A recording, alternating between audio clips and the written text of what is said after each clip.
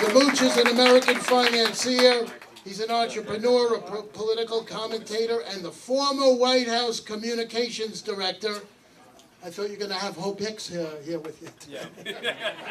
But anyway, without further ado, ladies and gentlemen, join me in welcoming the Mooch to the Queens Village Republican Club. Let's thank him very much for Anthony, coming. hang on 1 second. 1 second, Anthony. Hey! Let's give him an appropriate Queens Village Republican Club welcome. Mooch! Mooch! Mooch! Mooch! I'm never leaving. Where am I going to go after this? It's always downhill with the media. I mean, this is unbelievable, right? So, you know, what I'd like to do, if it's okay, is probably talk for about 10 minutes, maybe 15, but then take questions. Is that cool? Because I think taking the questions will make it more interactive. It'll make it more fun. And so, what I love about you, come over here, let me hug you for a second, okay? He said I was the White House communications director. Did he say 10 days? No, I didn't hear that. Because if he said 10 days, he would have hurt my feelings. I would have said it was 11 days, right? But, you know, what I love about it is that, like, you know, and that's what happens to you. You know, I made it. Say it again. Oh, is that right? Oh, darn. I was trying to make the history books. You just hit me hard there. I didn't realize it. But what I want to say to you guys is that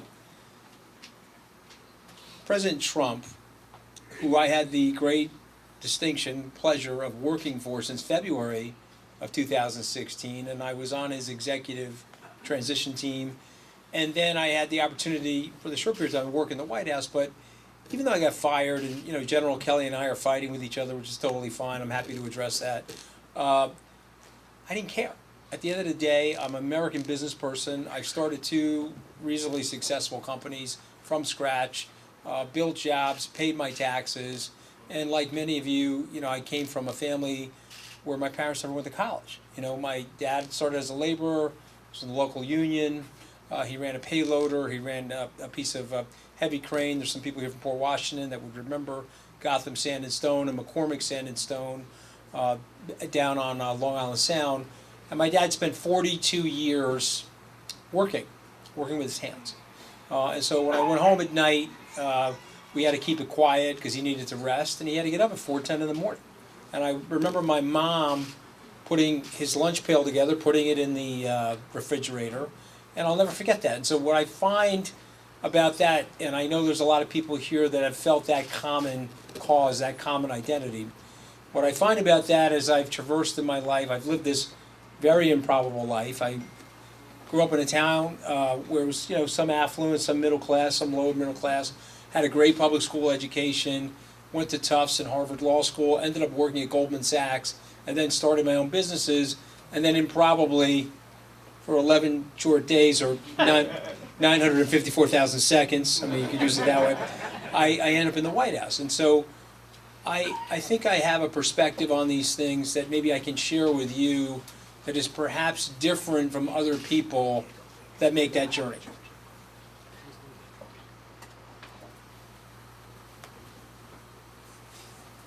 And I'm pausing for dramatic effect, so just bear with me on the tape. I'm not having a stroke or anything like that. I'm pausing for dramatic effect.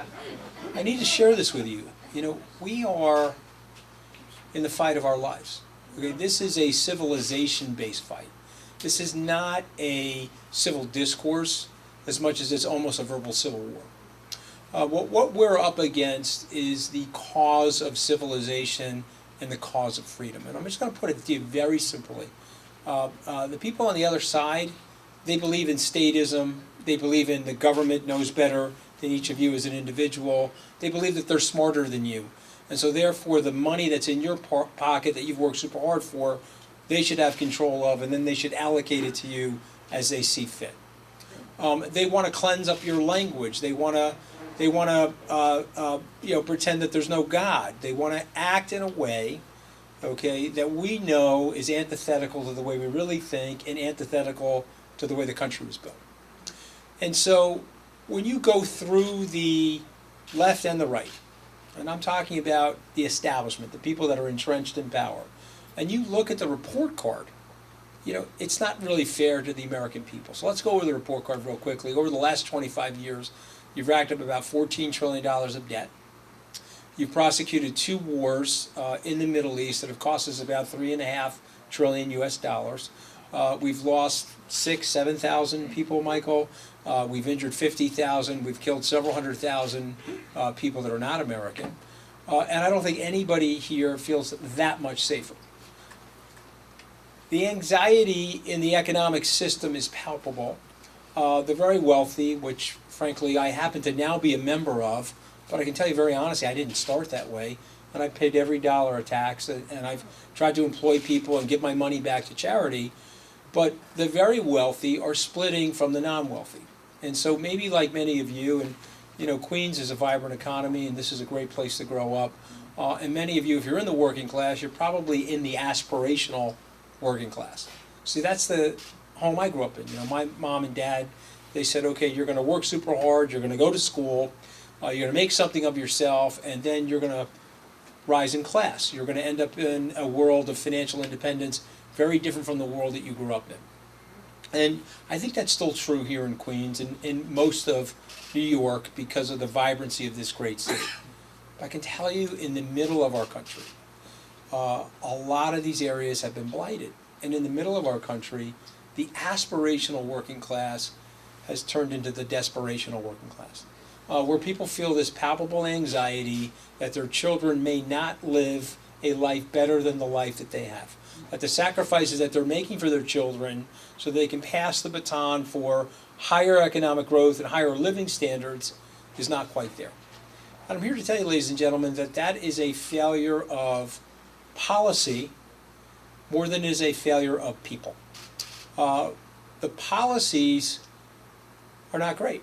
When the president talks about NAFTA, what you also need to know about NAFTA is that 70,000 factories migrated out of the United States since 1993 when NAFTA was signed.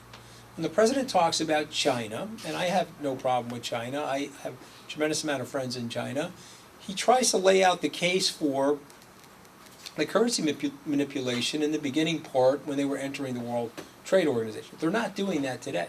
Their economy has had a very large rise, and they don't need to do that. When the president talks about giving foreign aid to our adversaries, because that's been part of our protocol and that's been part of our plan since the end of the World War, we have to call that into question. We have to hold people accountable. When the president talks about NATO, and he says, okay, but it's in the charter that you got to give 2% of your GDP to NATO, but not one of these nations has done that. And he would like these nations to be accountable. You got to get on your knees every day, and you got to thank God that President Trump won. And I got to tell you something. He's close to not winning. The rise of President Trump and the rise of Trumpism is concomitant to the decline of Clintonism. And I'll just share this with you, and maybe somebody knows the answer to this in this room. How many times did Secretary Clinton go to the state of Wisconsin during the presidential campaign? Okay, so I want you to think about this for a second. The state of Wisconsin, working class community, state of Wisconsin has the Speaker of the House, Paul Ryan, who's from the state of Wisconsin. I heard some boos, but just go with me for a second, okay? He's living up there. He's a very powerful Republican, whether you like him or dislike him. Scott Walker has won 3 gubernatorial elections. I was, the funny thing, Scott and I always joke about this, and I was with Walker in the beginning, and Scott said, look, man, I was smart enough to figure out I had to get out of the race before Trump nicknamed me. I thought that was right. So, I wanted to be friends with him. Looked around and said, this guy's going to win. I don't want to get nicknamed, right? So, I thought it was pretty cute. But you got Walker up there winning 3 elections. You've got the Speaker of the House up there. They're reasonably powerful Republicans, and it is a quote-unquote blue state, and her consultant said, you don't need to go there. You own that state. You don't need to go there. And so what happened is their team turned a deaf ear to working class families. Their team got focused on things that you're probably not focused on. So superstar political correctness. I don't meet too many people from Queens that are politically correct, and I'm not. You've seen me in that, okay? They got focused on things like transgender bathrooms. They got focused on things about how to systematize a society that cannot be systematized. And so I'm going to leave you with 3 things that I've learned in my 54 years on the planet, and then I'll take any question. I'll talk about anything, okay? The first thing that I learned on the planet is that there are no equal outcomes. You just have to accept that. At the end of the day, it doesn't matter if you're in a communist system, a socialist system, a capitalist system. I can guarantee to you that there will be no equal outcomes because it's just the way the world works. If you're in a communist system that's supposed to systematize equality, well, there'll be a thin layer of people at the tippy top that are doing very well, and everybody else will be languishing. There are no equal outcomes. The best system is a free market-based system where each person's individual effort, each person's self-determination, he or she, regardless of race, color, religion, sexual preferences, it doesn't really matter. Your ingenuity, your time, your talent, your energy, your self-sacrifice will yield to something significant for you and your family. But number 1, there are no equal outcomes. Number 2, something I really firmly believe, life is unfair. If you look at life, none of us picked our parents. None of us picked the bodies that we came in. Some of us are picking our hair color. I won't tell you who is picking our hair color in the room. But at the end of the day, we don't pick where we grew up, and we don't pick our families. And so therefore, definitionally, life is unfair. But ladies and gentlemen, you know in your hearts, because you live in this great country, that you won the lottery. You know in your hearts that the opportunities here are limitless. You know in your hearts that however you came to the country, whether you were born here, you immigrated here, your grandparents got here, your great-grandparents, it doesn't really matter. You know that your arc and your potential is limitless because of the greatness of this country. But we know that life is unfair. The last thing I will say to you, and then I'll switch to any topic you want, is that life is unsafe. We know that life is unsafe. There's great uncertainty, there's illness, there's potential tragedy, there are wars, there are conflicts, there are all different types of things in life. And we have to embrace that, we have to accept that. What we cannot do is ask our government to make us safer. What we can't do is ask our government to control things so that we live in a hermetically sealed environment. And one of the greatest things that the president has done, which people don't really talk about that much because there's a little bit of a soap opera going on. I'm one of the soap opera stars, although I was only there for a short time. I got kicked off the show before I could really act, you know. But one of the things that I will say to you about this situation, and I need you to just step back and think about it, you can't be made safe by the government. And so what the president has tried to do is he's tried to roll back regulations that he think are over-regulating. What he's tried to do is make sure that there's enough regulations to keep you as safe as possible, but not overly safe. And I'm going to give you this one last example, and then I'll take the questions. You know, when you think about the Dodd-Frank legislation, one of the things that happened was when the Democrats got a hold of that legislation and they put 2,000-3,000 pages of regulations on the books, they curtailed the community banks from loaning small businesses loans. And the reason they did that is they wanted to make sure that there'd be no banking failures so that it wouldn't hurt the system. But if you step back and you study economic history, the banking system is literally like the circulatory system for our capitalism. Banks need to lend, they need to lend to small businesses, and it gives small businesses the opportunity to grow. And if you don't lend to the small businesses, they got to go out and get higher interest rates, sometimes usurious or super high unfair interest rates to help their businesses. And it's being done with the good intention of making those banks safe and making the system safe. But if you really study our economic history, we've got to allow the banks to use their equity capital to take on some risk, provided that there isn't systemic risk to the overall system. And so the system was actually originally designed, there can be a few community bank or small banking failures if there's mismanagement at the shareholder level. And I'm here to tell you, by over-regulating the banking system, we shut down a lot of the growth and a lot of the small business opportunity in the country. And so, again, thank God the president got elected, because one of the things that he's done over the last 13 months is roll back what I call the imprudent, unnecessary regulation, which goes for the philosophy that the state knows better than the individual. And so I stand here before you as a person that believes that the individual knows better than the state. Okay, so with that, I'll take any question. We talk about anything you want. I'll go to the rabbi first, and then I'll get to you, and I'll get to everybody else. Yes, sir, Rabbi. All right, everybody here knows stuff that I'm going to ask about. We know about the Steele dossier, we know about Clinton cash, we know Uranium One, we know about the crookedness going on in the FBI, the spying, we know all this stuff. Now, Jeff Sessions is the Attorney General, and President Trump has recently started to kind of needle him using Twitter. Recently? I thought it was like a lot longer than recently. I don't know. Recently, a lot more. So, what, as someone who is an insider there, what's going on with it? He made this guy Attorney General. The guy, he calls him Mr. Magoo. I always called him Elmer Fudd. I don't know whichever cartoon character works better. But the guy is, I don't know, what's he afraid of his own shadow? Is he incompetent? Is he really part of the swamp? Why is this guy really, he seems like he's working for the other side. Yeah. Well, okay, so I don't know if everybody heard the question, but it's about Attorney General Jeff Sessions. It seems like he's been reluctant to really carry forth the president's agenda. And so here's what I would say. I know Attorney General Sessions reasonably well, because I literally started in the Trump campaign almost on the exact same day as Stephen Miller, who was Jeff Sessions' aide, and Attorney General Sessions. And so what I would say about you, what I would say about him is that he was a very ardent, very hard-working supporter of the president during the campaign.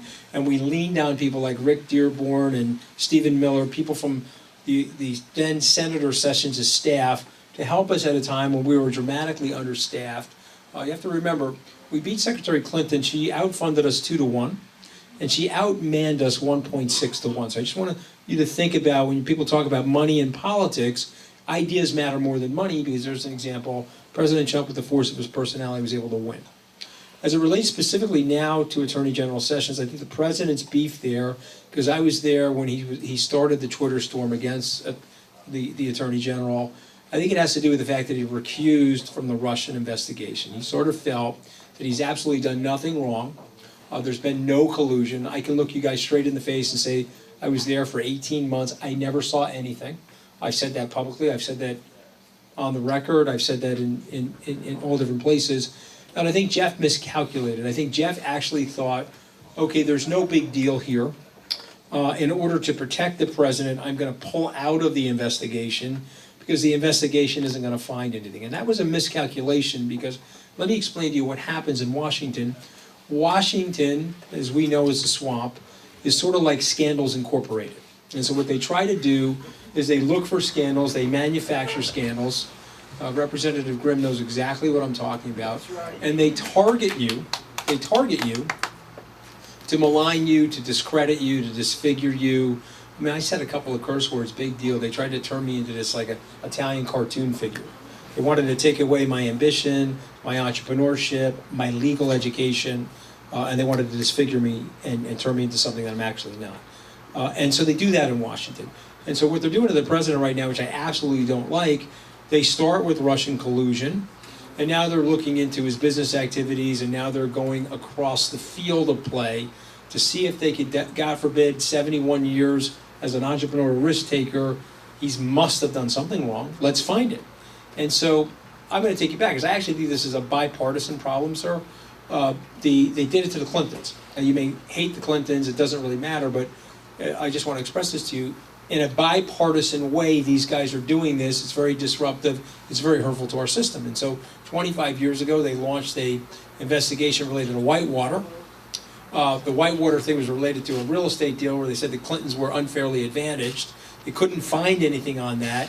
And then the guy stayed in there for 6 years and eventually found something on the Monica Lewinsky situation. And again, you can like Secretary Clinton and President Clinton or dislike them, but these Scandals Incorporated things that are happening are very unproductive for our ability to transact in the government and to really put up the right policies that will help the American people. Let me just finish. So on Jeff, he miscalculated.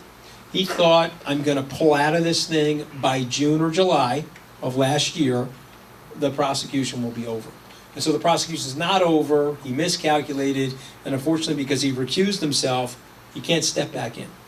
But if you're asking me if he's part of the deep state, if you're asking me that this is some kind of conspiracy, I honestly don't believe that, because I saw this guy work super hard on the campaign. You know, I did 26 campaign stops. I saw the Attorney General out there campaigning vociferously, stuck his neck out. You have to remember, it seems quite inevitable today that Mr. Donald J. Trump, from Queens, God bless him, was going to end up as the president. But it didn't at that time. He stuck his neck out for him. And he put his neck out in a way where there was a lot of establishment Republicans that were pulling away from the president. There were a lot of quote-unquote never-Trumpers that, frankly, Reince Priebus was trying to shove into the White House to slow down the president's agenda. So I see Jeff as making a miscalculation. Again, just give me my honest opinion. Is he making a miscalculation? I'll leave it up to the president to give the nicknames. Okay, the guy's the best nicknamer in the world. But I will say this, that there is something systemically going wrong if we're allowing these agencies, at least the tippy top of these agencies, to weaponize and to be used against each other in a political contest. You want to ask a follow-up? But he hasn't done anything about the Uranium One, about the Clinton. Okay, so I'm on a recorded thing here, so I got to be sort of careful on this. I think you have to be patient on that. That's what I'll leave you with, because I actually know a lot about that, and I think what you have to recognize is that there's certain things that he's probably doing that he doesn't want to frontally display to the American public, because this is not going to be a newsflash to the Queens County Republican Club, but the mainstream media is sort of against the president. I don't know if you guys have noticed that. Anybody noticed that? And so I think the strategy right now is there's a lot going on behind the scenes that they don't want to publicize, because when they released the Nunez memo, rather than talking about the factual content in the Nunez memo and what happened, what the left often does is they get very, very emotional, and they try to take the argument away from us, not with facts, but with raw emotion and the redundancy of that emotion. And so I would suggest, let's wait. Maybe you guys will invite me back to speak in a few months, and I think you're going to be surprised that there's a lot of work being done that's not being reported. Let me take this question. I'll try to get to everybody. Yes, sir. Thank you for taking my question. No, my pleasure. I'll try to get to everybody. The president governs with common sense, and I think that's what's different from all the others before him.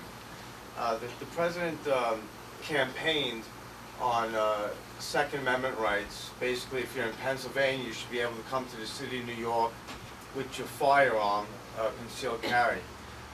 Do you know if the president still stands by that? Yeah. And when that bill is going to be passed, of if you have a permit in California, you may, and also will that federal law, once it's instated and if it passes, supersede the mayor's intent to take it away from New York? Okay, so this is a really good question. You probably didn't hear it in the back, so I'll repeat the question. It has to do with the Second Amendment and the reciprocity of licensing. If you got a concealed carry license in, say, Pennsylvania or California or another state, can you bring the concealed firearm across state lines, because there's different gun control legislation in different states. We don't have a one-size-fits-all gun control legislation policy. So what's my opinion of that, or what do I think is going to happen? Is that more or less the right? When is the president going to bring this bill public, Yeah. that, to Yeah. Congress to get it passed? Okay, so I don't know the exact. Campaigned on it. Yeah, he did campaign on it. One thing about this guy, he's really trying to live up to his promises. The Heritage Foundation said that he's 63% through his agenda. He's gotten more done in the first year than Ronald Reagan did in 3 years. That's, again, not me saying it. That's the independent think tank, the Heritage Foundation, saying it, and he did campaign on it. And I don't know what's going to happen with it. I mean, one of the things that we've learned in Washington, believe me, I've learned so many things, but it was a rough year for me last year, but one of the things we've learned is that you're not going to get anything done unless you have some compromise in the system. The immortal words of Ronald Reagan was that we've got to go for 80% of something. We're never going to get 100% because the system was never designed for that. These mass shootings in the schools, there's not one person on either side of the issue, whether you're from the NRA, you want to have 200 AR-15s in your basement, or you're from the Bill de Blasio camp of, I don't know, whatever that camp is. Park Slope. The communist camp. The point that I'm making is no matter what side you're on, if we polled everybody and said, do we have to come up with some way to end mass shootings of innocent life in high schools and junior high schools, I think we're going to get a universal vote on that, except for the crazy people. So, I'm sorry. I'm sorry. Yeah, Do you just think gonna. that with that, you saying that, do you think that a magazine should be attached to the rifle itself, and maybe that would be an idea so that Mhm. it would have to be hand-loaded rather than pulling out a magazine and Yeah. shoving another one in? Yeah, so that's As a regulation? That's on the table. The ending the bump stock situation is on the table. Increasing the age from 18 to 21 is on the table. There's a lot of different things. Increasing or making stricter background checks are also on the table. But here's what I would say to you. And this is the thing I love about the president. Okay, he's a mediator. He's a negotiator. He's a great deal maker. And you have to remember this about our history. He is the only person in America that all of us vote for. So every eligible voter in the United States has the opportunity to vote for the president. That's not true for the Senate, New York State. The citizens in your state vote for the Senate. Not true for the House of Representatives. The people in your district vote for that. This is the one person, he or she, that we all get a chance to vote for. And in the immortal words of Harry Truman, what Truman once said about the presidency is that sometimes I have to step back from my party and I have to recognize that I'm the president for everybody. And I think you don't have a better guy in office right now to handle this debate, because he's pro-Second Amendment, which I happen to be, and I can give you a lot of historical context as to why we have a Second Amendment and why, frankly, we will always have a Second Amendment. I give you a lot of historical context. But what I have to also tell you that because of the increase in improvements of technology and the delivery systems of these weapons, if they get in the hands of people that are criminally insane or something's wrong, they can do a lot of harm. These bullets that are coming out of an AR-15, when they strike a innocent 15-year-old child, they create an orange ball size hole in the victim. Okay, it's almost impossible to recover from that if you're hitting a vital organ. And so I gotta believe, if anybody could do this, the same way Nixon went to China, who was a staunch anti-communist his entire life, and yet he built a bridge and a system for us to have some kind of harmony and bilateral relationship with China, I gotta believe that the president is the best suited guy. And I would almost, like, as a CEO of my own company, I would delegate out that decision-making and that mediation to Donald J. Trump. Because he gets that we need to have the Second Amendment. He gets that we need to have to protect normal people that want access to guns to protect their homes or whatever the original intent was, to protect themselves against an oppressive government. But we also have to intersect that with the health and safety of innocent life. And so I don't know the answer, but I'm going to tell you that in the next 3 to 6 months, you're going to get an answer that's going to surprise people. It'll probably be slightly disappointing to the Republicans, if I'm guessing on what the answer will be. And it'll be pretty disappointing or very disappointing to the Democrats. But we're going to get an answer. I think this will be something that will reduce mass killings and probably not hurt the people that have guns. Okay, I'm going to take everybody. I'll go here first and I'll come down the rows. Yes? So last time I saw you, I posted on Facebook that picture, and I wrote Governor Mooch, and I got a lot of positive feedback. Positive. Yeah, positive. Yeah. Any possibilities of running? You really want me to not stay married? The first thing I do, if you guys read the New York Post, you know I have to patch up my marriage. I don't know if you figured that out, but I mean the problem is I got to patch up my marriage. But the thing is that, like, I don't know the answer to that. I don't think, frankly, I could run for governor in 2018. There's a lot of reasons for that, but one of the main reasons is that the business that I put up for sale to go serve President Trump, frankly, got snagged by the deep swamp and the deep state, where they're trying to slow down the acquisition. I sold it to a Fortune 50 Chinese company, and the deep state turned that on me, China, and now they're trying to slow down that transaction. So I probably couldn't run in 2018. I'm not a politician, thank God, so I'm not going to lie to this group of people and say that the thought has never crossed my mind.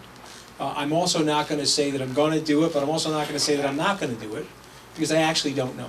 And I feel that if the timing is right for me and my family, and I really think I can make a difference, You have no idea how much I love this country, and you have no idea how much I love this state. Okay, this has created and helped me and my family fulfill the American dream. You know, I think of my grandparents coming here, speaking broken Italian, broken English, and working with their hands to give me the opportunity that I've had in my life. And so if I can figure out a way to help people, and if it's through public service the way Michael has done or other people in this room, I'm open to it. But I really got to look at it, and I got to really make a decision if it's right for me, right for my family, and I can really make a difference. If I don't think I can make a difference that way, I know I can make a lot of difference by explaining policy to people, staying on television, you know, working in the community, giving a lot of money to charity. But we'll see. Okay, come and see me in 2021, and we'll have the conversation again, or maybe 2020. We'll see. Yes, sir. Do you feel that Yeah. Vice President? Yeah, I got to start before that. You said, yeah, I know. Do you feel that Vice President Pence is a good compliment to the president? In many ways, I think he's a very good compliment. Is Vice President Pence a good compliment to the president? In many ways, I think he is. I think the president's one of the president's best picks, frankly, because he's a total team player and he knows how to staff well. The vice president's staff is a phenomenal group of people, and so he stayed loyal to the president. And listen, there was an incident during the campaign that I like to refer to as the Access Hollywood tape. I don't know if anybody remembers that, but it was a pretty aggressive night. It was October 7th. It was a Friday night, and you could figure out right there who was breaking from the president and who didn't really care about the president, and who was locked in the cockpit digging a foxhole with the president, staying in the game. And Vice President Pence is one of those people. So yes, I do think he's a good compliment. Yes, I'll get to everybody. Yes, sir. So you've had success in investment banking, and you've got a president elected. What's your next big project after the China thing gets squared away? Yeah. So it's a good question. What's my next big project? And so for me, I'm working on the charity side on the opioid crisis. Unfortunately, I have drug addiction and alcohol issues in my family, and so I know the pain of this, and I know the understanding of that disease. I actually did a podcast with my brother David. My older brother has been in and out of rehab 4 times in his adult life. So since the age of 21, he's been in drug rehab 4 times. He's 10 years clean right now, 10 years recovered, thank God. He's a great human being. And I know that this is a disease. I know it's not a mental discipline issue. I know it's not a moral issue. I know that it's a disease. You may remember Eric Bolling from the Fox News Channel. Eric was with the president this afternoon at the White House. He lost his 21-year-old son to opioid addiction, unfortunately. And I think it was a drug overdose rather than a suicide. But what ends up happening is once this gets hooked into your limbic system, it's very hard to get out of.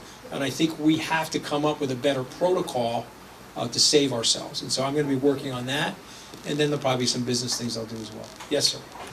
Moving forward, will the Republican Party be the party of blue-collar populism, America First, Donald Trump, anti-globalization, or will it be the party of the establishment, Rockefeller Republicans, Mitt Romney, Paul Ryan, the New World Order? Well, I can tell you wanted to be the first. I think you wanted the first way. I can say that. We're talking about whether the party's going to be, blue collar, not white collar, blue collar populism and for the working families, or is it going to be about globalism and Rockefeller Republicanism and all this other stuff? Here's what I would say to you. You'll probably be surprised by this answer.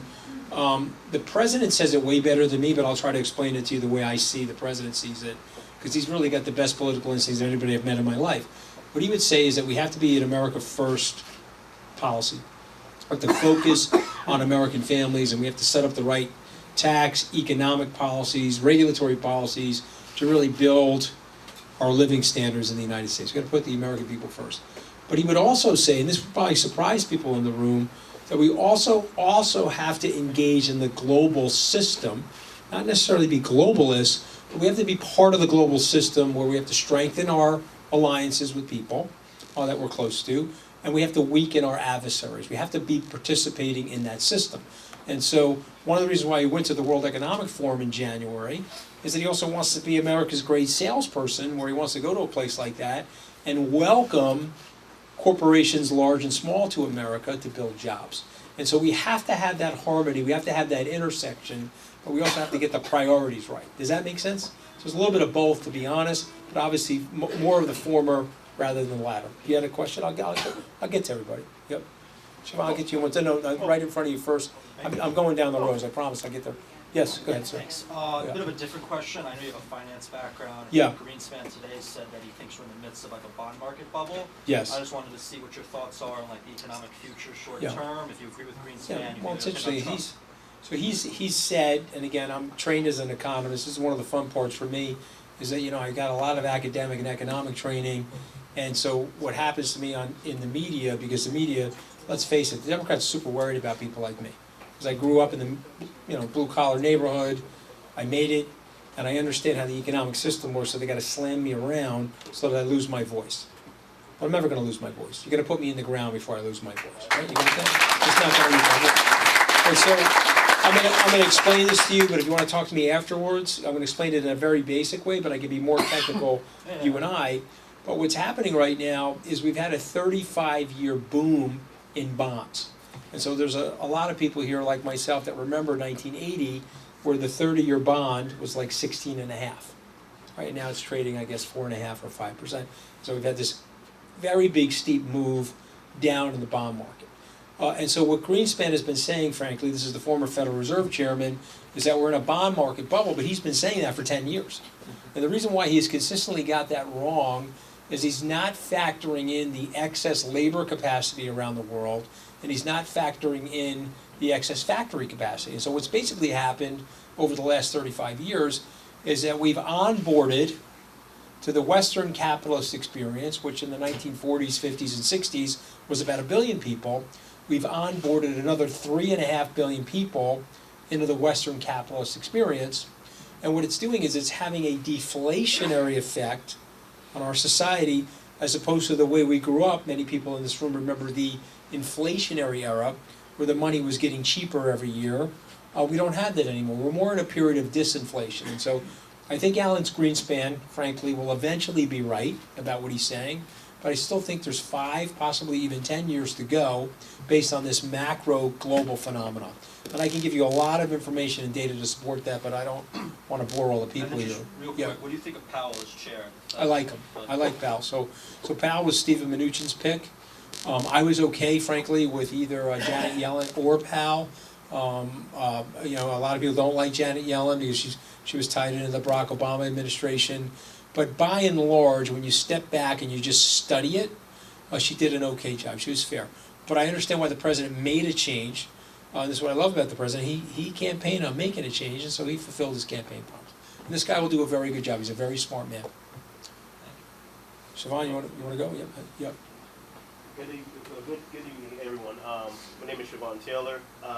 This is not a question. It's more of appreciation. As I know, and many of the people here know, that your family had to work hard for you to get where you have been. I myself had struggles, but I overcame them. I'm now the CEO of Magnificent Growth Incorporation, helping youth growth and development. I get ridiculed for being a Trump supporter, but it's okay. So I just wanted to commemorate you and just say you're doing a wonderful job. Oh, it's nice to say. I appreciate that. Here's what I would say. I would say, I got rolled after I got fired. Okay, I got rolled in broken glass and smashed around a lot. Okay, and that's what happens in the political system. If you enter the political fray, on any given day, 40 to 60% of the people are not going to like you. So you learn very quickly as to whether or not you care. Okay, I'm going to leave you with something that my grandmother, may her soul rest in peace, left with me, and I'll share it with you, and you should share it with your children and your grandchildren. What other people think of you is none of your business. Okay? It is absolutely none of your business. And so get off of social media, don't look at the commentary on your Facebook page, and live your life, okay? And be true to yourself, and things will generally work out, okay? I'll take this question here. I promise to get over there. Yes, sir. You spoke about a potential civil war when it comes to verbal. Mm-hmm. I see with all the the anti-Trump and the anti-American rhetoric from the left, the killing of police officers, the assault of people over freedom of speech, calling them Nazis. What is the administration doing to try to stop this, Yeah. violence? Well, I would say the question is, frankly, the right is suppressed as it relates to freedom of speech. If you are going to speak, you can have any opinion you want as long as it's my opinion. Okay, that's basically the mantra of the left. And so I find this very ironic because the word liberal is supposed to mean liberality. It's supposed to mean a wide berth of expression of ideas in our civilization. But what they've decided, and they've actually figured out, is that they are wrong and we're right. That's what they figured out. They figured out that our ideas are actually grounded in the Judeo-Christian principles. Our ideas are actually grounded in time-tested 5,000 years of history of what works for a society and what works in a social contract. And what they figured about their ideas is they don't work. Our ideas are right, their ideas are wrong. Okay, and so what they don't want to do is they don't want to debate a guy like me on a stage like this because I can explain to the American people why our ideas are right. They can sit there and talk about emotionalism, they can call me a racist, they can say that Trump is a racist, they can use every card in their playbook against a guy like me. I'm totally cool. I'll stand up there and I'll rebut them and I'll explain to the American people, okay, this is a tactic that they're using. They want to dehumanize me. They want to suppress my voice. They want to, one of the things you learn in trial advocacy, okay, this is my first week at law school. What the trial advocacy professor said is, okay, listen, if you're wrong on the facts and you still got to win the case, hit the personal.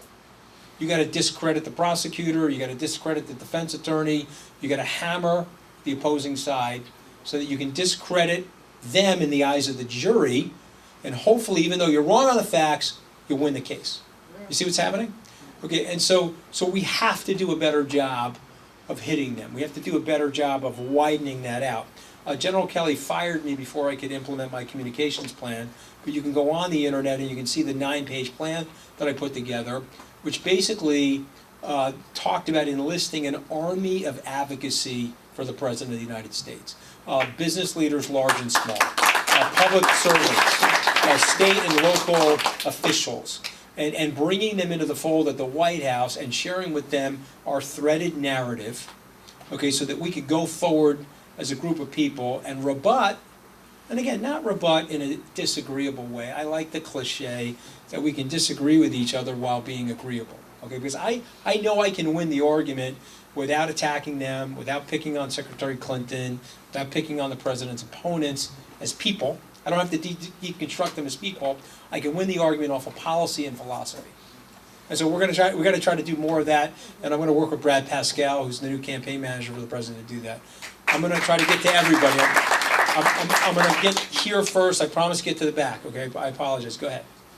And I'll get you guys out of here in 15 minutes, so we'll do rapid round. How's that? Okay? I have a question. I'd like to take advantage of your financial expertise. Yes, go ahead. Trump said today that there'll be tariffs on Yes. steel, and the market tanked 400 points or more. Yes. And my concern is that the market's tanking. Everybody's saying there'll be retribution of some kind, Yes. or that the market's going to fluctuate, not just, and then the price of goods will go up.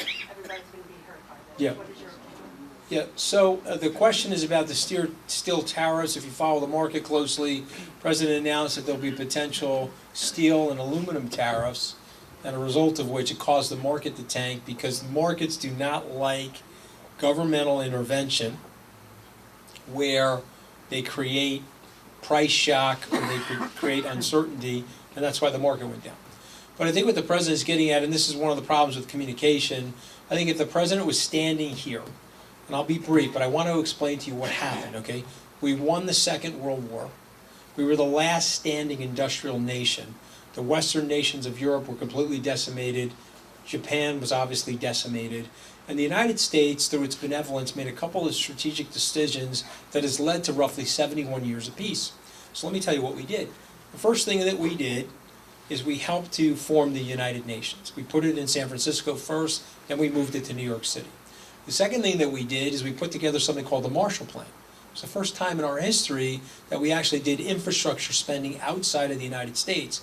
And the reason that we did this is that these places were so decimated, we didn't want them to slip further into poverty, and then become potential victims of an enemy system known as communism.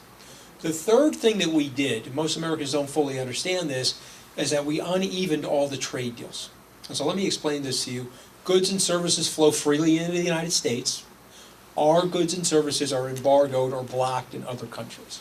And so for 71 years, we've allowed this liberality of trade because, in a bipartisan way, Democrats and Republicans made a decision, let's make the trade deals uneven, because we need to create a burgeoning and growing global, economically interdependent middle class. If we do that, there'll be less global conflict, there'll be less war. Now that, by and large, has worked. We've had some proxy wars like Korea, the Vietnam War, which this gentleman here served in, the Vietnam War. World War II? Okay, World War II, I'm sorry, he's got Vietnam vet on his hat. Vietnam and Korea. Okay, so we've had proxy wars, we had the Iraqi wars, but we've by and large have not had a systemic global conflict since the Second World War, and a lot of that can be attributed to our American military, our benevolence and our strength, and the system that we set up. When the president came into town, he basically said, okay, that system has worked, but it's also had a deleterious effect on the American worker. 70,000 factories left the country as a result of NAFTA. We migrated a lot of our steel production to Korea and Japan and even China.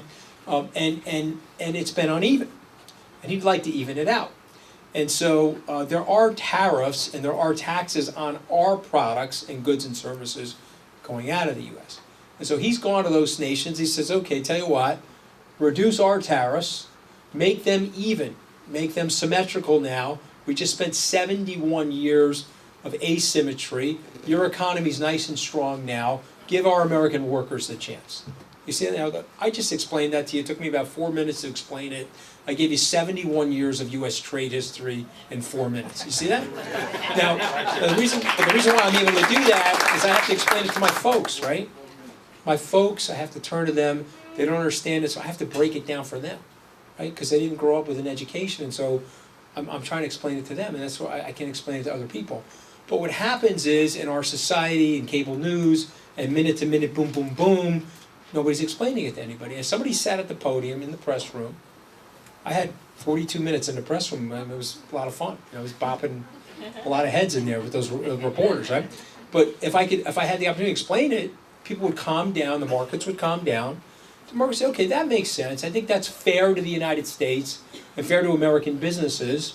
And he's not really calling for those tariffs as much as he's calling to negotiate with the other side to try to make it fair for the U.S. So I predict that there will be short-term volatility as a result of this, but I think there will be a long-term benefit to the United States as these deals start to flatten out and become more even, and just give him a little time. He's very smart on this stuff.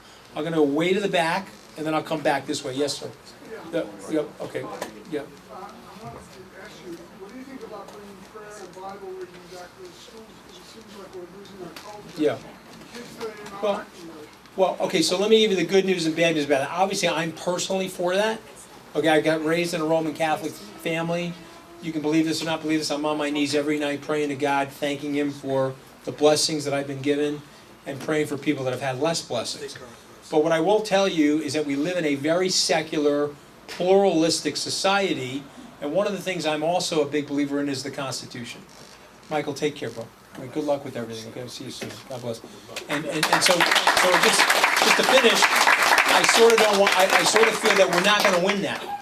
I want to pick the battles that we can really win that'll strengthen the economy. But yes, I'm for that.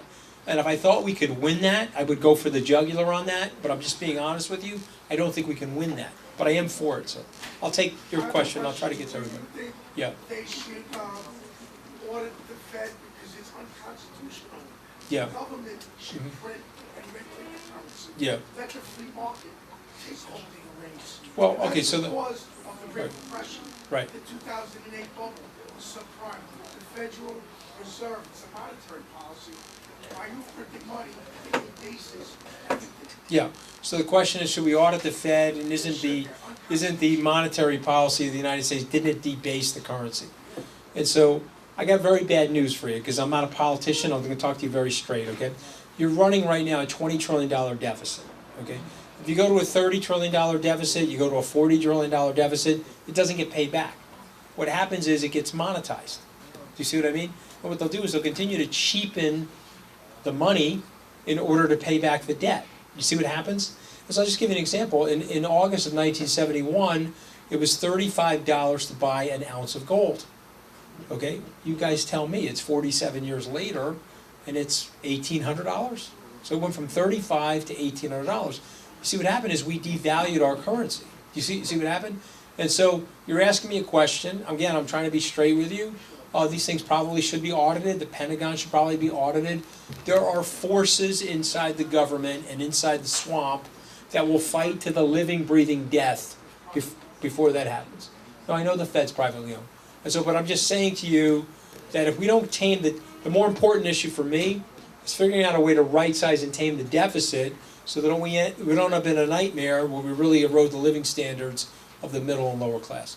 So I'm going to take about 3 more questions, and I promise you I'm going to stay, because what I don't want to do is leave everybody here being polite when they have to go home and go to work tomorrow. So I'll take your question. Yes. Yes. Yeah. And I'll get to you. Yeah.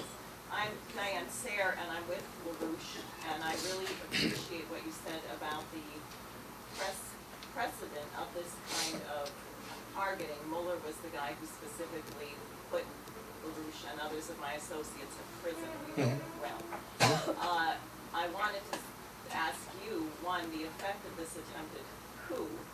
I thought what you said at the beginning, that this is a fight that people are engaged in, we have to be engaged in, is crucial, and that people here should not be pessimistic and say, oh, well, it's all corrupt and you can't do anything about it and let it go. Because what Nunes released in that memo, for example, is you have Christopher Steele, a supposedly former MI6 agent who got paid either $160,000 or $9 million. I read the memo. Yeah, with the DOJ and the FBI involved, and you probably know, people may not know, that Congressman Zeldin just sent a letter to Sessions demanding a special counsel to investigate the FBI and the Department of Justice on dropping the Hillary Clinton investigation and how they started Russiagate.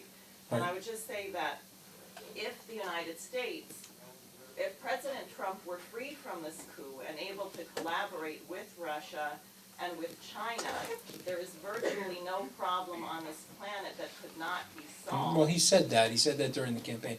Exactly. So you're asking my opinion of all this, right? Is that what you're asking? So here's my opinion of the whole thing. Is that again, you may not like what I'm going to say, and that's the great thing about not being a politician. Say I'm not running for anything, I can just tell you whatever I really think, right? And so, and by the way, that's the other problem. If I did run for something, I would just tell you whatever I think anyway, and then we'd have to see what happens. You know, I would end up telling you the truth, and maybe I end up losing as a result of telling you the truth, which I wouldn't care. But I'm going to tell you the truth. The truth is that because good people, really rock solid, hard-working Americans, have disengaged from the political system and they don't vote, they've left the society to the political class. And the political class doesn't care about you. I just be honest with you, I experienced it myself. They care about staying in power, and they care about the special interests that keep them in power. See, I'm doing this because it's a cesspool, right? It's spinning around constantly. I said this morning, maybe it's a gold-plated hot tub, and maybe it's not even a swamp, okay? And so if good American people don't get involved in the process and begin the process of asking these questions and forcing the votes, okay, you're not going to clean it up. And it'll continually get worse. And you don't have to be a student of history to understand it. We're no better than our ancestors. We're no better than the Roman Republic or the Greek democracy or the British Empire. We'll go on steady decline. And so what I pray for you, and one of the things I do pray every night for, is that more Americans engage in the process. More Americans get less intimidated about the process, and more Americans allow their voices to be heard, because these are politicians. They'll change. They'll become accountable to America if you force that accountability. Okay? And so one of the great things about the president, he's really trying to do that, and I predict he's a lot stronger and tougher than these guys. I'm going to take the gentleman with the beard in the back. I'm going to take your question with the glasses, and I'll take your question, sir, and then we're going to break, and I'll take the rest of the questions standing up here, if that's okay. Your question in the back. Yeah.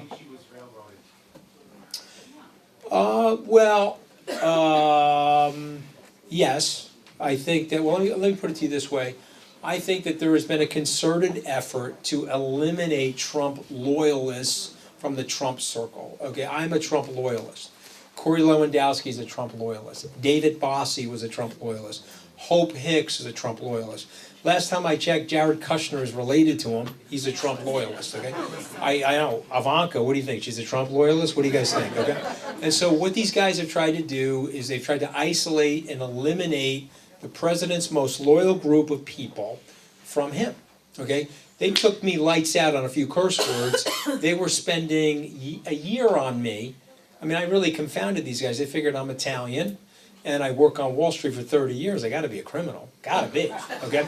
So they spent, what they didn't understand is that I grew up in a blue-collar family. I would never disrespect my dad by doing anything wrong. I don't need the money. I watched him with the lunch pail 4:10 in the morning, and I've told my staff at Skybridge, we're never doing anything wrong. I'm not gonna dishonor my dad or hurt his last name after watching him work like that to create my life.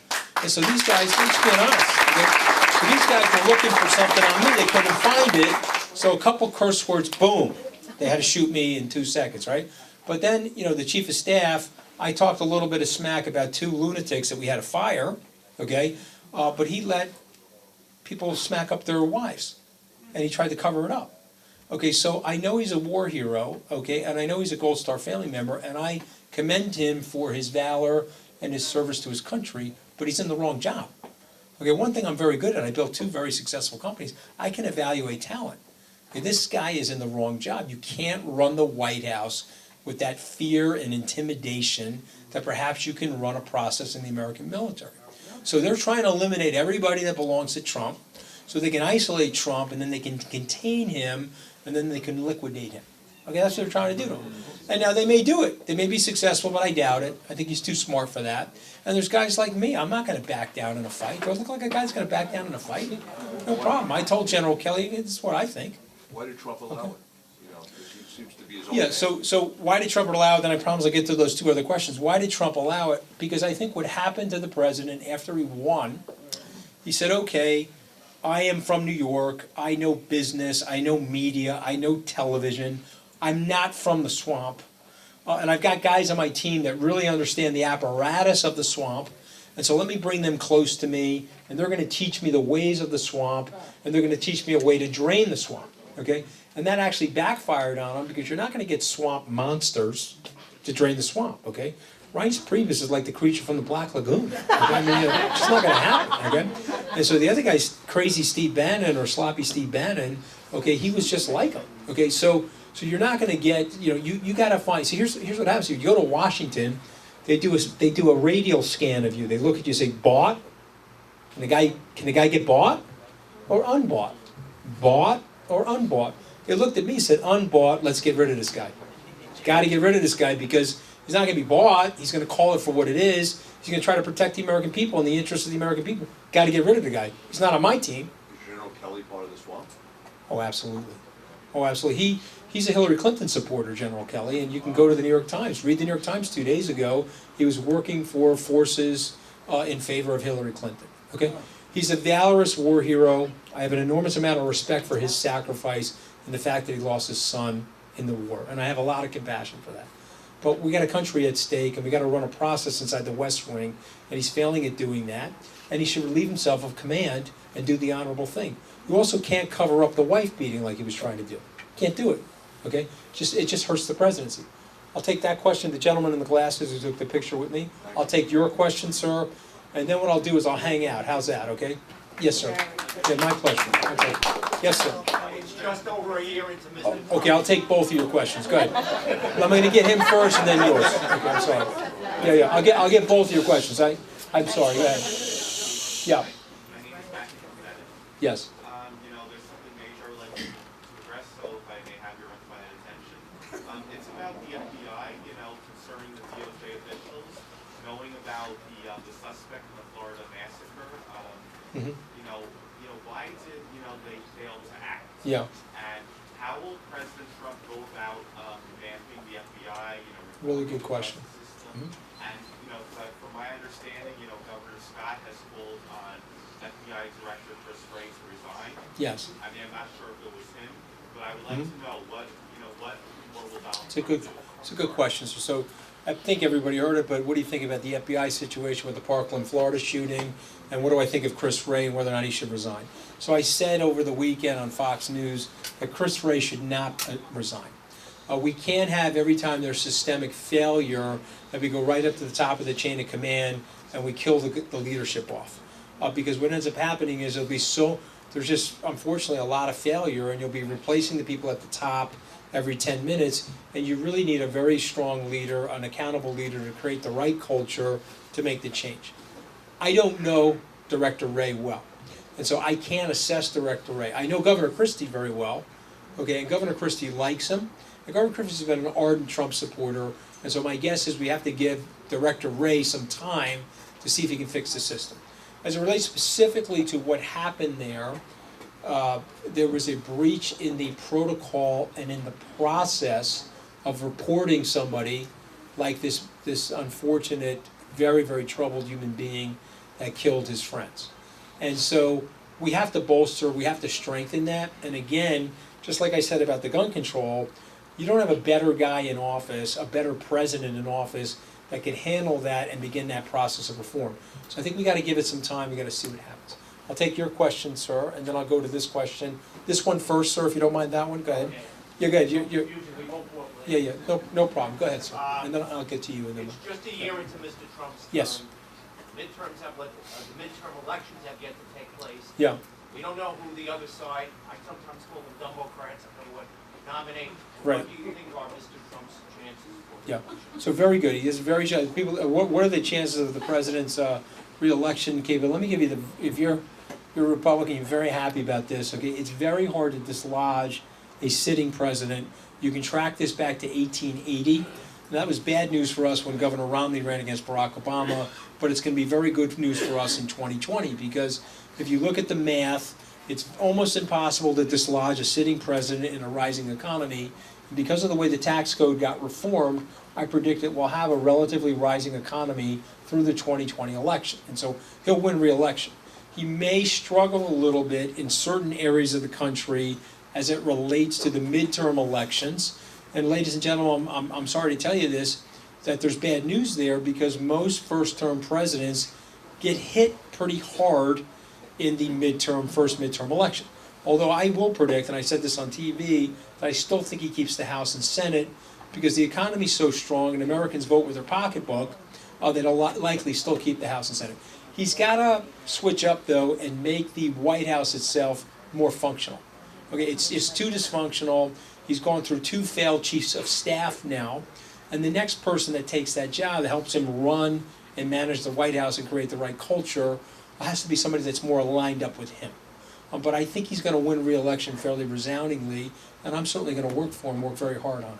So I'll take, yep, I'm sorry. So will we, yeah, amen, amen. I'll take this question, then we'll call it quits, and then, I'm hanging, so whatever you guys want. Yes, sir. You do support school choice, including religious schools, which would Yeah. address this gentleman's concern? Yeah, it's an interesting question. So I am not up to. I just have to confess this. I'm not up to speed on the First Amendment piece related to school choice transferring over to the religious schools. Notionally, I am, but you have to understand something. Superseding everything that I say is that you have to remember I studied the Constitution and I'm an originalist as it relates to the Constitution. I think the foundational principles of the country, which has made, I'm looking at this group of people, and you've got to be so proud of the country, okay? We've got different ethnic groups, we've got black, white, Asian, Italian, we've got a whole melting pot of people here living in Queens or on Long Island. It's this great gift. It's what Lincoln said about our country. It's the last best hope for mankind.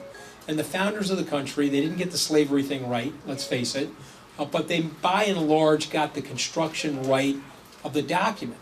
And so what we have to be very, very careful of, in the First Amendment, it says we have to have a separation of church and state. We have to have a freedom of voice, a freedom of expression, and a free press. And so I have to really study that, sir, before I can answer that. But my gut is telling me that we probably have to leave religion out of it to stay true to the intent of the Constitution. But that allows every religion to come here, as long as they're peacefully worshiping, to practice their religion in peace, and to live in this country in a great, harmonious way. Ladies and gentlemen, thank you so much for giving me the opportunity to speak. Very good. Let's thank the Mooch for coming here. And we want to take him up on his offer to come again in a couple of months.